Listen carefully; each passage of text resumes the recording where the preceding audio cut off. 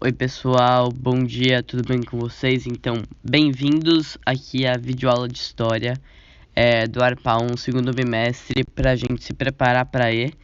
Então, só um pouquinho do que vai cair e dos conceitos que a gente viu no primeiro bimestre. Então, conceito de civilização, sociedade comunal, democracia, cidadania, cidades-estados, aristocracia, oligarquia, sociedade estamental e a divisão de castas, escravidão e os servos.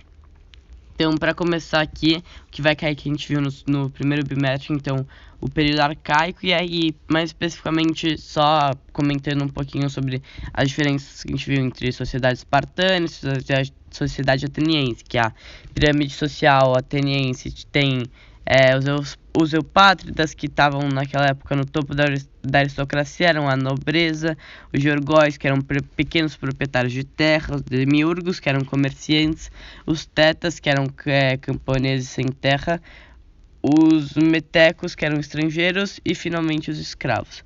Lembrando que eles tinham os arcontes, que eram o substituto dos reis, antes do período arcaico, né, que antigamente tinha um rei, no período arcaico não tem mais. Tinham 9 arcontes, um líder, um militar, um religioso, um juiz supremo e o resto 6 legisladores que faziam as leis. Já na sociedade espartana, ela era dividida em apenas 3 grupos: os esparciatas, que eram descendentes dos dórios e os únicos detentores de terras e do poder político, e eles se dedicavam apenas à guerra. Lembrando que na cidade de Esparta, terra era sinônimo de riqueza.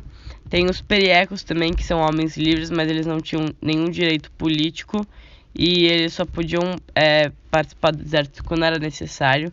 E finalmente que eram os ilotas, que eram os homens escravizados nas guerras messênicas.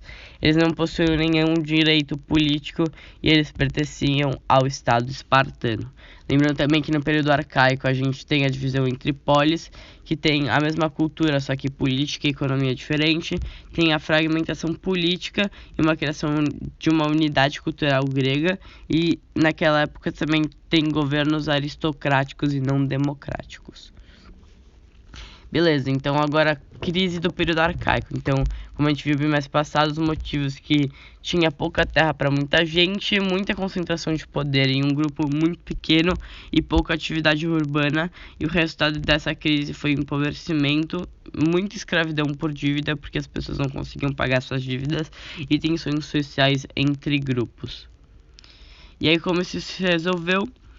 Em duas formas diferentes, e aí a gente entra no período clássico, por conta do fortalecimento de Atenas. Então, a Atenas, a partir disso, ela cria uma política republicana com sorteio de cargos. E por conta da ameaça persa, que era o maior império daquela época, os gregos eles criam uma unidade militar durante aquela época, lembrando que era só para aquela época, não era uma unidade política, e sim uma unidade militar. E as guerras médicas têm resultado com a vitória grega, por conta dessa união militar. E aí quem lidera essa vitória grega principalmente foi Atenas. E aí por conta disso, eles se fortaleceram muito. E aí eles criam a Confederação de Delos, que começou a impor uma política e que começou a criar taxas nas polis da Confederação.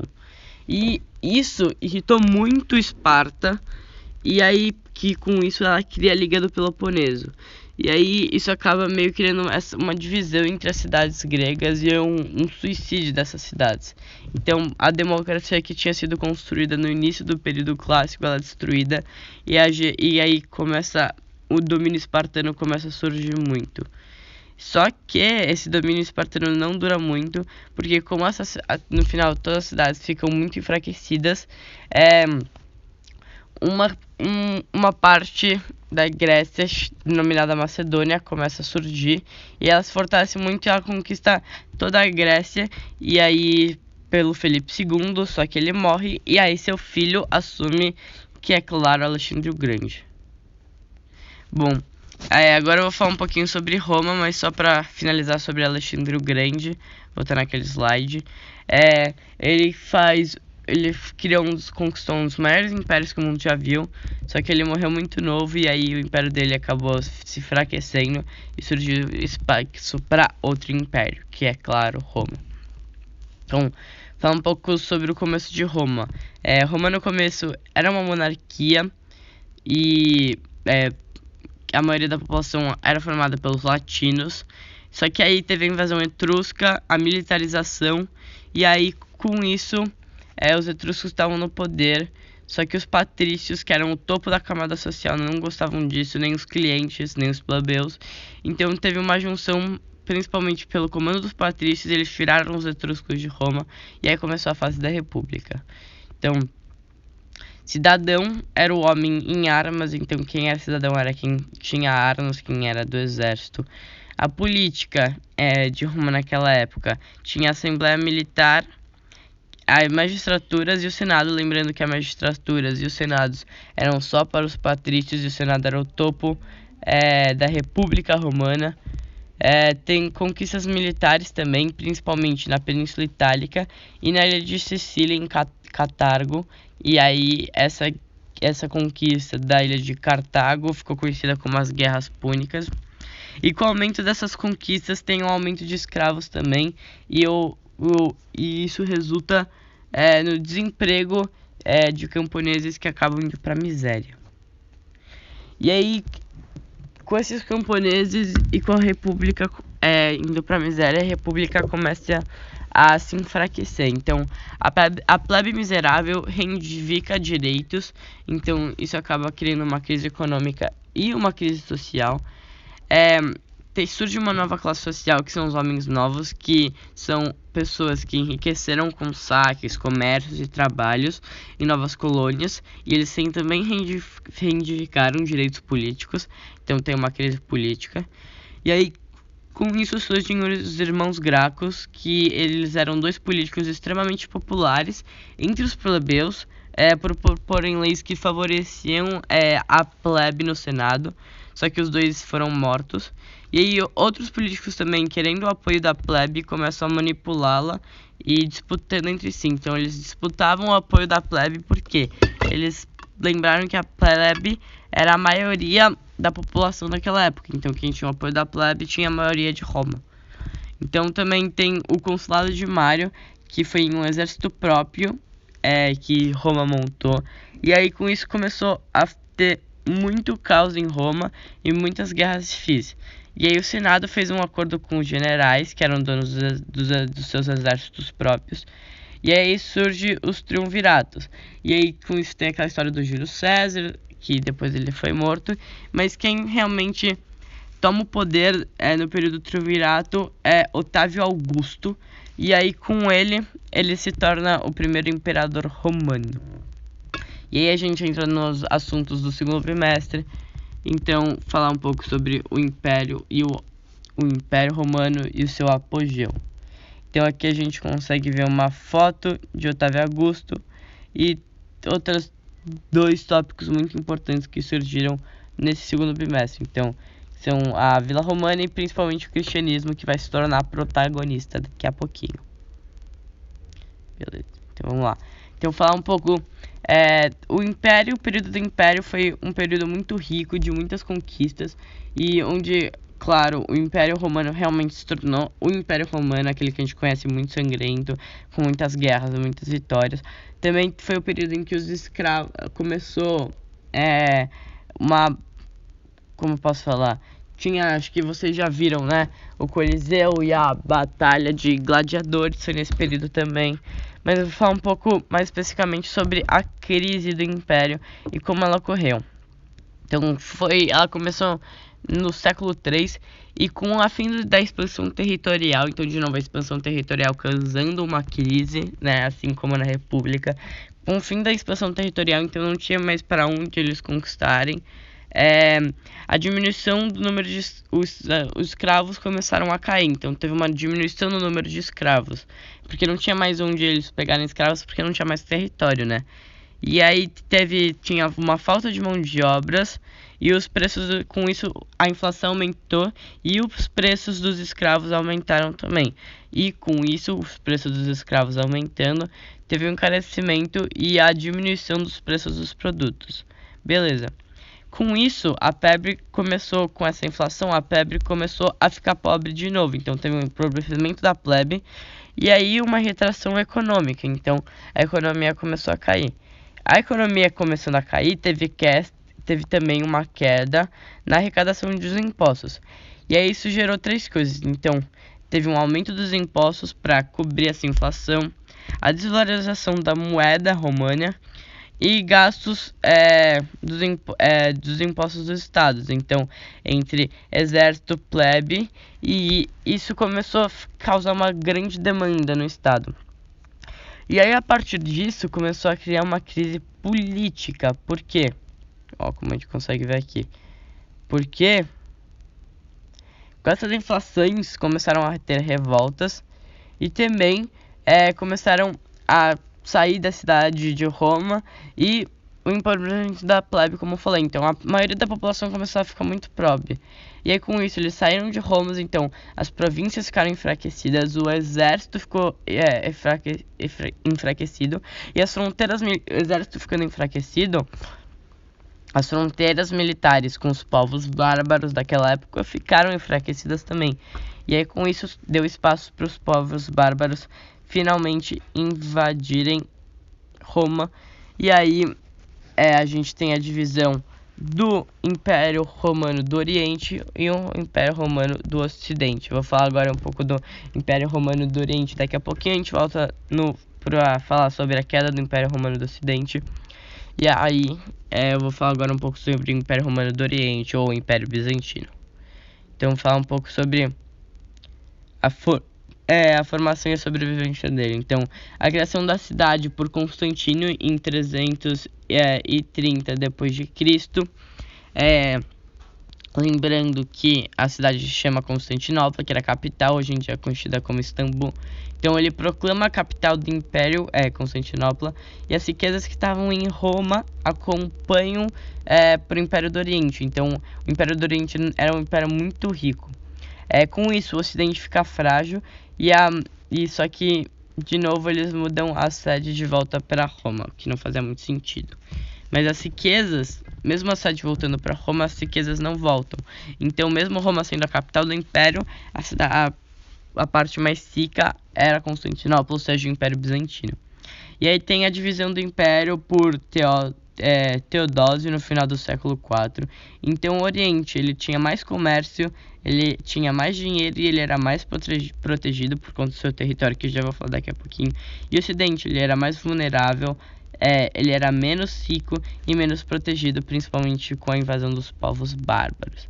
Então, como o Império Bizantino e como o Império Bizantino ficou por tanto tempo se mantendo, né? Então, dois fatores. Primeiro, a localização estratégica, como eu falei antes, principalmente Constantinopla, que se localizava no Estreito de Bósforo, que é um estreito aqui perto do Mar Negro. Ela tinha uma cadeia montanhosa, então ela já tinha uma barreira natural que impedia a passagem de pessoas que quisessem conquistar o império, e ela era defendida estrategicamente também. Além disso, ele era um estado muito rico, então tinha doações de famílias ricas para a defesa da cidade, o que fortaleceu ainda mais a sobrevivência de Constantinopla e do Império Romano do Oriente. Então, aqui o governo de Justiniano I. Então eu vou falar um pouco, foi um dos principais imperadores do Império Romano do Oriente. Então falar um pouco sobre a política, depois a economia e depois a sociedade do período que ele governou. Então a política, ele criou um conceito que é chamado de Césaropapismo. Então César é o líder político máximo e papismo é o líder religioso máximo. Então basicamente o que ele era? Ele era basicamente a supremacia da junção do Estado sobre a igreja. Então, e aí com isso ele cria um conceito chamado de teocracia, que eram governantes que representam uma divindade. E ele exercia um poder total e absoluto em cima do Império Romano do Oriente. Então pensa, em Roma a gente, no período do apogeu romano, vai, tinha o imperador, e a gente tinha, só que a gente tinha também as pessoas que controlavam a parte dos deuses. No Império Romano do Oriente, no Império Bizantino, a gente tem uma mesma pessoa que controla a política e a religião. Então, basicamente, ele tinha total poder sobre o Império. Ele podia fazer o que ele bem entendesse. Falar um pouco agora sobre a economia. Então, a economia ela era comercial, então por conta do território, que era muito voltado para o mar, eles comercializavam muito, então especiarias, que depois vai ser muito importante quando a gente for falar de Idade Média. E também eles tinham uma base na agricultura muito forte. E uma coisa importante de falar é o intervencionismo estatal, que o Estado passa a controlar a produção das riquezas e com isso ele arrecada mais impostos. E a sociedade ela era hierarquizada, então os ricos, obviamente, com mais privilégios.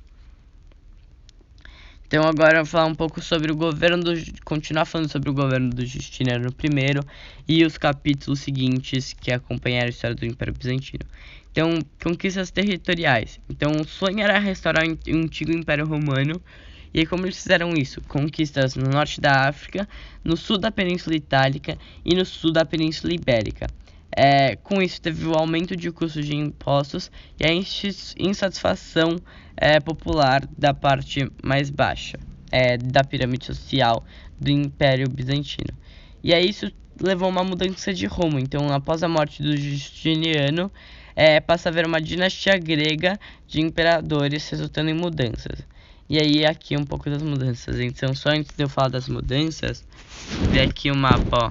O Império Bizantino em 565 depois de Cristo. Então, esse império em vermelho aqui é o império antes do reinado de Justiniano. E aí todas essas conquistas aqui em laranja foram durante o reinado de Justiniano. Só para vocês verem a tamanha importância que ele teve. Então, um pouco dos aspectos depois das mudanças, depois pós-morte do Justiniano I. Então, no reinado Justiniano, era o Império Romano do Oriente, a cultura dominante era Roma, a língua oficial era o latim, a política externa era expansionista e o papel no Mediterrâneo eles lideravam tanto economicamente como politicamente o Mediterrâneo. Após a morte de Justiniano, no século VII, então, depois de Cristo. Então, o nome o Império Romano do Oriente vira Império Bizantino, a cultura dominante passa a ser a grega ou helenística, a língua oficial é o grego, a política externa é defensiva, então eles não mais conquistam o território, eles passam a defender seu território, e o papel no Mediterrâneo passa a ser um papel secundário. E aí um pouquinho do legado e cultura do Império Romano do Oriente ou Império Bizantino. Vocês podem chamar os dois nomes. Então, primeiro o Código de Direitos Civis. Então, o Justiniano I ele recuperou e organizou antigas leis romanas e que foram influenciadas no direito ocidental atual. Então, esse Código do Direito Civil influencia muito o direito conhecido como é hoje aqui no Ocidente. A arte e a cultura, então, a arte religiosa, o cristianismo e a influência na arte. Então, como a gente consegue ver, acho que todo mundo conhece esse monumento que é o principal símbolo hoje em dia de Istambul, que é um museu, mas antes foi uma igreja, e depois uma mesquita, e depois uma igreja de novo, que é a Sagrada Santa Sofia. E ela tem vários aspectos de diferentes culturas, então tem essas colunas gregas, tem romanas que são esses arcos e cúpulas, e finalmente o oriental, que é esse aspecto mais dourado dentro do monumento. E ele cria um conceito também da cultura romana oriental, que é o mais conhecido como iconoclastia, que é a decoração discreta sem chamar tanta atenção. E também tem mosaicos, mas isso é mais para a parte na extensão quando chegam os árabes no Império Romano do Oriente.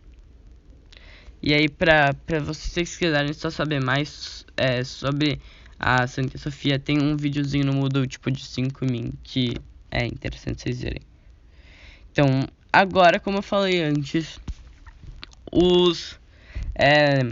no final do século VII, o povo árabe chega no Império Bizantino, e aí eles começam a se fortalecer. Então vou falar agora um pouco sobre o povo árabe na Alta Idade Média. Então, como a gente sabe, depois da queda do Império Romano do Ocidente em 476 depois de Cristo, a gente começa um novo período na história mundial que chama Idade Média. Então eu vou agora falar um pouco da Alta Idade Média e o papel do povo árabe nela. Então, árabe pré-islâmica. Então, a sociedade tinham tribos nômades e beduínos, povoamento perto dos oásis e no litoral, que eram lugares férteis e que tinham água perto do deserto. E tinha algumas cidades. A política, eles não tinham nenhuma unidade política. Eles tinham tribos comandadas por cheques e comerciantes controlavam a cidade, basicamente. E no aspecto econômico, a cidade era ligada muito às rotas de comércio e pastoreiro. No deserto tinha o nomadismo e a busca por alimento. Essa era basicamente o papel que eles passavam fazendo o dia inteiro, não existia comércio. E no litoral, a agricultura, por conta das regiões férteis. E aí a religião tinha o politeísmo e a adoração de ídolos e elementos da natureza. Então aqui a gente vê os beduínos, que eu falei, dos povos oásis, que eram um lugar fértil dentro do deserto, e as rotas comerciais. Então eu falo agora um pouco sobre Meca, que é a cidade mais importante hoje em dia para o povo árabe e para o povo islã. Então, primeira importância dela é religiosa. Por quê? Porque tem a Kaaba, que é um santuário, um lugar de culto aos deuses. E tem a peregrinação também em ocasiões religiosas. Então, sempre no Ramadã, que é o período mais especial para a cultura islã, muitas pessoas fazem peregrinação para Meca. E o segundo aspecto importante de Meca é a economia. Então, eles têm comerciantes coraixitas que vendiam artigos religiosos. E esses coraixitas, eles controlavam a cidade. Então, agora falar um pouco sobre Maomé, que acho que todo mundo conhece. E é o principal personagem que a gente vai falar quando a gente fala de povo árabe. Então, falar um pouco do contexto. Ele era um comerciante, ele viajava pela Península Arábica e tinha contato com outras religiões. Em uma dessas viagens, ele teve uma conversa, uma visita do anjo Gabriel. É o que dizem, né, a lenda. Ele recebe essa mensagem do anjo Gabriel falando que ele é responsável por difundir a palavra de Allah. E ele incentiva o abandono dos falsos deuses e fala que o único Deus é Allah. E aí, com isso, ele cria uma repressão dos coraixitas, lembro, que vende artigos religiosos, como davam Meca. Então, ele faz uma repressão aos coraixitas, que não irão mais conseguir vender esses artigos religiosos em Meca. E aí,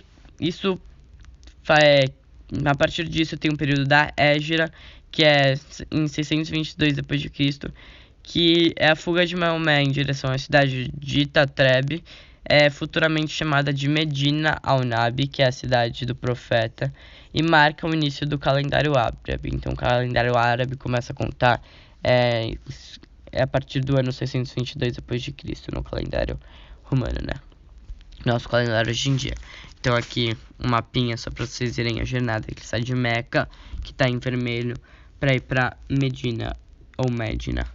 Vocês podem falar de qualquer jeito, onde está em verde. Então, falar agora um pouquinho dos preceitos do islamismo. Então, o primeiro é aceitar o credo. Então, Allah é o nosso Deus e Maomé é o nosso profeta. Orar 5 vezes por dia. Então, eles rezam 5 vezes por dia. Dar esmola aos mais pobres. Então, praticar a caridade. Jejuar no Ramadã, que é aquele mês que eu falei especial. E peregrinar pelo menos uma vez a Meca. Então, pelo menos uma vez durante toda a sua vida, você tem que ir a Meca. Esses são alguns preceitos. Então, só vou focar um pouquinho, só pra falar rapidinho, sobre jejuar no Ramadã. Não sei quem gosta de futebol aí, mas na Copa de 2018, não sei se ficaram sabendo, mas no começo da Copa era um mês de Ramadã. E aí, sempre os jogadores começavam sem comer, né? Porque eles não podiam comer porque é um mês de jejum. E aí quando acaba, eles podem só voltar a comer quando o sol se põe. Então sempre quando o sol se punha, tava em meio ao jogo. E aí o goleiro da Tunísia, ele fingia que estava machucado para os jogadores poderem comer e darem mais garra. É isso. Então, é só uma historiazinha bem interessante sobre o período Ramadã, mas agora eu vou falar um pouco da construção do Império Árabe e Império Islã. Então, um processo. Então, Maomé começou a conquistar fiéis, e ele cria um exército de saqueadores que invade Meca, e aí ele destrói aqueles itens religiosos que eu falei antes, com exceção da Pedra Negra, que é um objeto divino e o símbolo de um Deus único. Então, é o símbolo que Deus é um só, de Alá. E aí Meca continua como um local de peregrinação, só que e aí isso acaba querendo não se transformando vantajosos para os Quraishitas, que eles se convertem. E aí o Maomé vira chefe do Estado e da religião islâmica. Só que ele falece 2 anos depois dele virar chefe de Estado. E aí a gente começa a ter a expansão do Império. Então, falando primeiro, antes de falar das conquistas territoriais, fala do Jihad, que são fatores de Maomé. Então, que é sempre manter-se no caminho determinado por Alá, promover a palavra de Alá, lutar por Alá, luta do indivíduo contra desejos profanos, educar e orientar outros de acordo com os mandamentos de Alá. Então, o que é isso? Se você fizer tudo isso, você tem o direito. Se você guerrear por Alá e sempre em nome de Alá, você, tipo, quando em guerra matar alguém, não sei o que, você vai ir pro céu.